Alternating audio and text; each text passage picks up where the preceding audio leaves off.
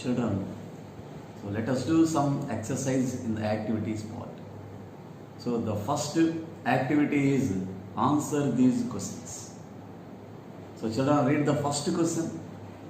So the first question is, what are the conditions necessary for the germination of seeds? So once again, the question is, what are the conditions necessary for the germination of seeds? So let us see the answer for this question.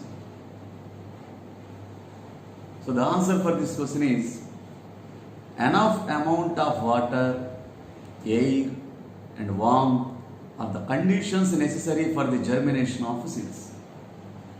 Children, we have discussed it already. So actually the seed is non-living thing, and inside the seed there is a small tiny plant called embryo, and it is attached to the seed leaves called cotyledons, and there is a small hole present on the outside of the seed which is called micropyle. So when water, air and warmth are given to the seed, then it grows into a small plant. So the conditions for the germination of these seeds are, so we should require amount of water, air and warmth. So these are the conditions required for the germination of the seed. So children, see the second question. So the second question is, if plants do not have seeds, how do they reproduce? So children, read the question once again. If plants do not have seeds, how do they reproduce? So already we have discussed this topic in plant dispersal, that means seed dispersal. So how seed dispersal in different ways. So children, look at the answer. The answer for this question is, if plants do not have seeds, then they reproduce by tiny spores or from bud, stem, leaf or root. So some plants does not produce seeds. That means some plants do not have flowers or seeds. Then they will reproduce their younger ones with the help of their spores. And some plants reproduce the new plants with the help of their body parts like buds, stem, root, leaf, etc. So if we consider lichens and moss plants, they will produce spores and they can produce a new plant from each spores. And if we consider some plants like potato, carrot, so these are the new plants which are coming from the roots. And if we consider leaf, the leaf of bryophyllum. So bryophyllum produces new plants with the help of its leaf. So in this way, the plants produces new plants from their body parts and from their spores.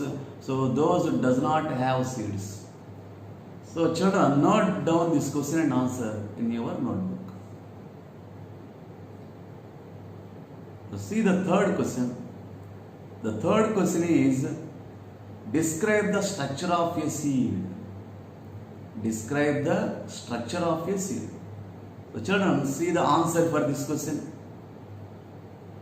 So the first point is, there are 3 points in the answer for this question. The first point is, the seed has a harder outer core. It protects the seeds. And the second point is, the scare on the seed is a part attached to the fruit. And the third point is, the seed has a tiny plant and food for it inside it. So this is the structure of seed.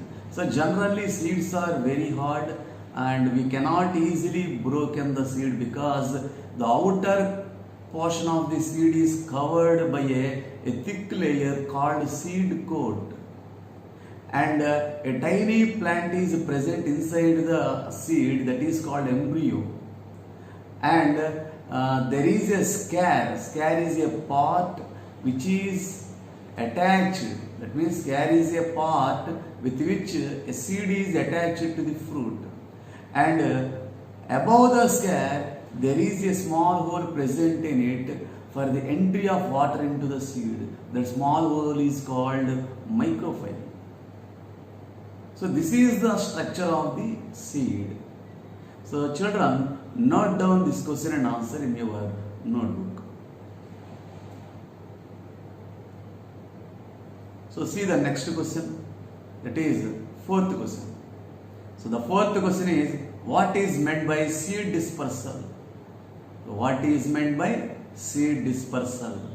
The answer for this question is, children, see the answer and read the answer. The scattering of seeds or fruits away from the mother plant is called seed dispersal. So that means, so every plant produces so many seeds.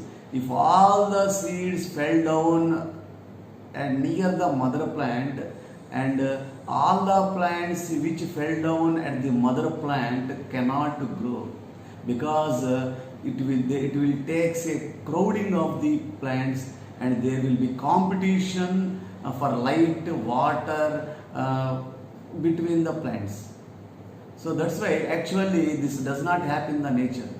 So all the seeds which fell down near the mother plant cannot grow at the single place, because there will be competition between the plants, and a crowding of plants will take place, and there will be no proper growth in the plants if all the seeds grown at the same place. So that's why the seeds should be scattered to distant places to avoid the competition between the plants for light and water. So this scattering of seeds and fruits away from the mother plant is called seed dispersal. So we have already discussed that there are some types of these methods of seed dispersal. So children, note down this question and answer in your notebook. So see the next question. So the next question is, how do animals help in the dispersal of seeds? How do animals help in the dispersal of seeds? So for the seed dispersal, animals helpful for the dispersal of seeds. Not only animals, water also helpful in the dispersal of seeds, and some animals helps in the dispersal of foods, and wind also helpful in the dispersal of foods. So that's why there are some methods of dispersal of seeds, that is wind dispersal, dispersal by animals, and dispersal by explosion. So these are the different methods for the dispersal of seeds. So here, how do animals help in the dispersal of seeds? So children, see the answer for this question. The answer is, animals help in the dispersal of seeds. A. By excreting the seeds from the fruits they eat. B. By carrying away the seeds which have hooks or spikes. So some seeds have hook-like structure or spike-like structures, like if we take xanthium seed, spear grass seeds. So these seeds have a spike-like structures, and they will attach it to the skins of the animals, or if they attach it to the claws, then the animals carry away the seeds along with them to distant places. And some seeds have hook-like structures. For example, if we take a tiger nail seed, it will have seeds-like structure, and it will attach it to the skin of the animals or claws, and they will carry away the seeds to distant places. So in this way, animals help in the dispersal of seeds. And some animals like monkeys and birds, crows and squirrels, they eat some fruits, and they does not digest the seed present in the fruit, and the seeds will come out through their excreta. So this excretion will take place at distant places from the mother plant. Then there the seeds will grow into a new plants. So in this way, animals helpful in the dispersal of seeds. So children, note down this question and answer in your notebook. So see the next question. So the next question is, explain the various ways of dispersal of seeds. So explain the various ways of dispersal of seeds. So seeds can be dispersed in different ways. So the answer for this question is, so the first method, wind dispersal. So that is, the seeds are carried away by wind. Example, cotton seed, dandelion seed. These seeds have hair-like structure or tufts of hair, and these seeds are very light in weight. That's why they are carried away by the wind to distant places. So this dispersal of seeds with the help of winds is called wind dispersal. And the second method is water dispersal. So water also helpful in the dispersal of seeds of fruits, seeds of plants which live in water. So example, coconut and palm tree. So the coconut tree contains a very light fibrous portion around the coconut. It is very light in weight, and if the coconut fell on the water, it does not sink, and it will be carried away with the water flow to distant places.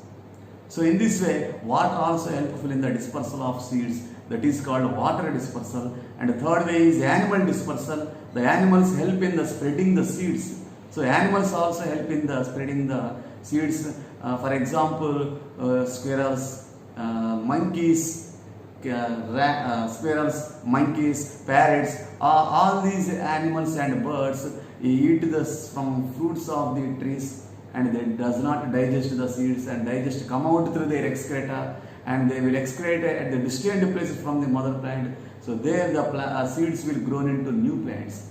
So this is called animal dispersal. And the fourth way is explosion. So some plants scatter their seeds by explosion. So the answer is, the fruits explodes and the seeds are thrown away. Some fruits like okra and pea plants, they explode after they are dried, and they will scatter the seeds of their plants through distant places through the explosion. So this is called explosion. The fruits explode and the seeds are thrown away. So these are the four ways of methods of dispersal of seeds. So children, note down this question and answer in your notebook. So children, let us go to the next activity in this exercise.